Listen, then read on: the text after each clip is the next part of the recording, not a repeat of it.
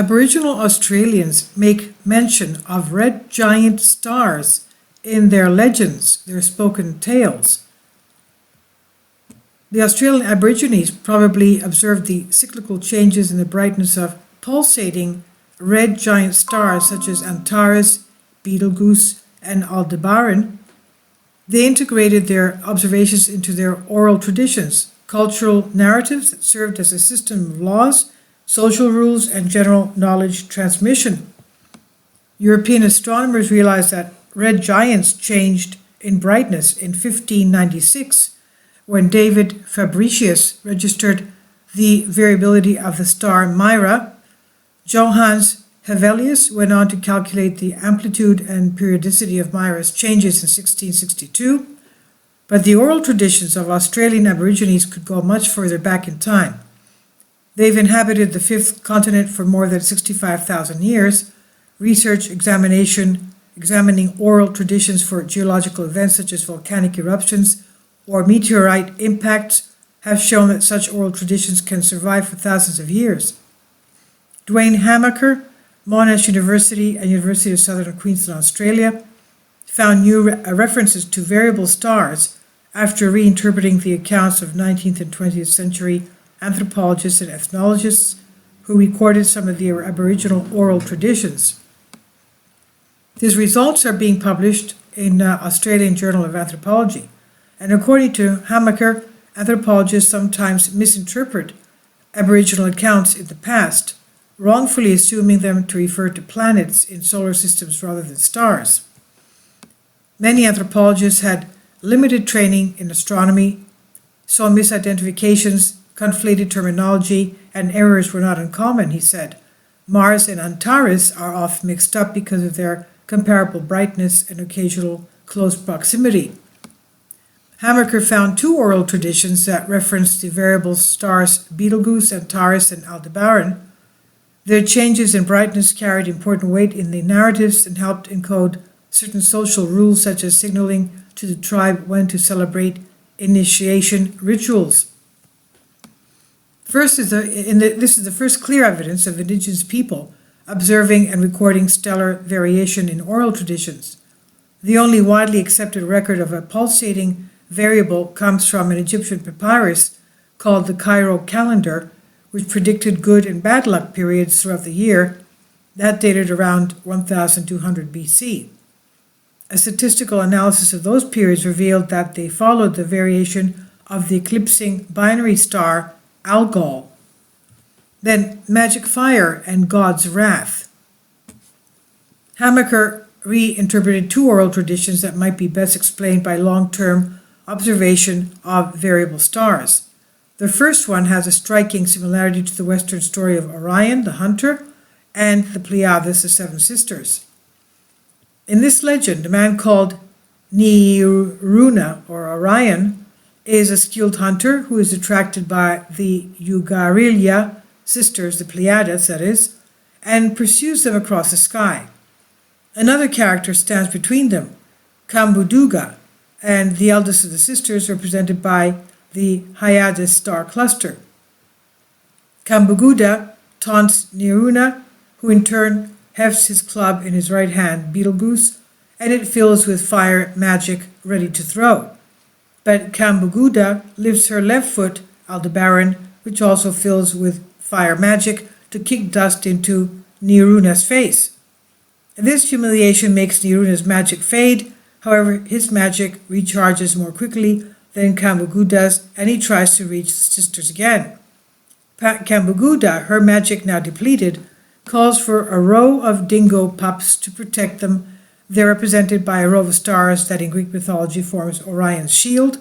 They also fail to repel Neeruna's advances, so Kambuguda calls the father Dingo Baba, represented by Beta or Zeta Torii, who attacks Neeruna until his magic fades again. Hamaker interprets the brightening of and fading of fire magic as the variability of the stars. The fact that Neeruna's magic refills more quickly than Kambuguda's is related to the different stellar variation periods. Betelgeuse completes about 4 cycles for each one of Aldebaran's, and this tradition was first registered by amateur anthropologist Daisy Bates in 1921, but he attributed the increasing fire magic of Betelgeuse to the effects of radiations from nebula. Ethnographers of the day also failed to link the narratives to variable stars. And in the second tradition, a young man called Wayungari is undergoing an initiation rite that requires him to avoid contact with women. But the 2 wives of his brother Nepeli feel attracted to him, so they approach his hut magically disguised as emus, making sounds to draw him out. Wayungari pursues the emus, and the women recover their human form and seduce him. When Nepeli discovers a betrayal, he sets fire to the hut where his brother and wives are sleeping. The adulterous trio escape, and to avoid further punishment, Wayungari casts a spear into the Milky Way to pull himself and both women up into the sky. And in the legend, Wayungari becomes a bright, pulsating red star. The 2 women become fainter stars flanking him on either side. And when Wayungari's brightness increases, it signals the brightness of the Aboriginal initiation rites, when young men must refrain from being around women. Hamaker suggests that, in this case, the red star is Antares. Anthropologists who first recorded the tradition had misidentified it as Mars. Tau and Sigma Scorpii, fainter white stars with comparable brightness, flank Antares. And observing variability, people with good eyesight can usually notice that Taurus' brightness vary as little as 0.1 magnitude by comparing it with reference stars. The brightness variation of all the stars described in these traditions is larger than that. Antares oscillates between plus 0.6 and plus 1.6, Betelgeuse by 0 and 1.3, and Aldebaran between 0.75 and 0.95. And according to Hamaker, Aboriginal Australians were keen observers who paid very close attention to the stars and their properties and could have noticed such changes. They also noted the different cycles over which these stars fluctuated. A great example is a Niruna tradition where the magic of the different characters or stars takes different periods of time to recharge. Betelgeuse, Niruna's weapon, brightens and fades over shorter cycles than Aldebaran's, that is Kamduguda's foot. The variability of both stars is consistent with legend. Since Betelgeuse has a primary period of 388 plus or minus 30 days, and a second period of 2,050 days plus or minus 460 days, and Aldebaran is an irregularly varying orange giant with a longer average period. And considering the periods of the stars included in both traditions, Hamaker estimates that a pre-colonization inhabitant of these lands could have witnessed roughly 47 primary periods for Betelgeuse and 11 for Antares, assuming a lifespan of 40 to 60 years. Indigenous accounts could also be useful sources of information for astronomers studying the history of astronomical observations of comets, eclipses, and supernova, Hamaker argues. And he says, due to colonization, this depth of knowledge is often not taken as seriously as it should be. And he says scientists need to work closely, respectfully, and collaboratively with Indigenous elders and communities to share knowledge for a mutually beneficial future, he said. This is by Javier Barbuzano, Sky and Telescope, and it's on Embedded Reality.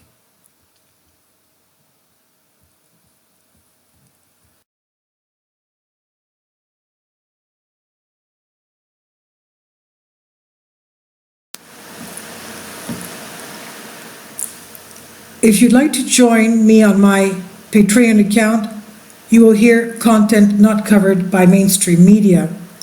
These riveting stories will be based on my research, and I will state my opinions and give my personal insight on diverse and controversial subjects and world events not covered by mainstream media, and not supported by YouTube guidelines. So whatever I have on my Patreon, most of those will not be on my YouTube channel. Please consider becoming a member today. More of the most significant and important videos will be on my Patreon channel. Your support helps me to continue my research and keeps this YouTube channel alive. and we depend on your support, your generous charity, because we help economically challenged families here in Athens, Greece, in Kapota, and we also help the young generation with university tuition and the community around our church. Thank you.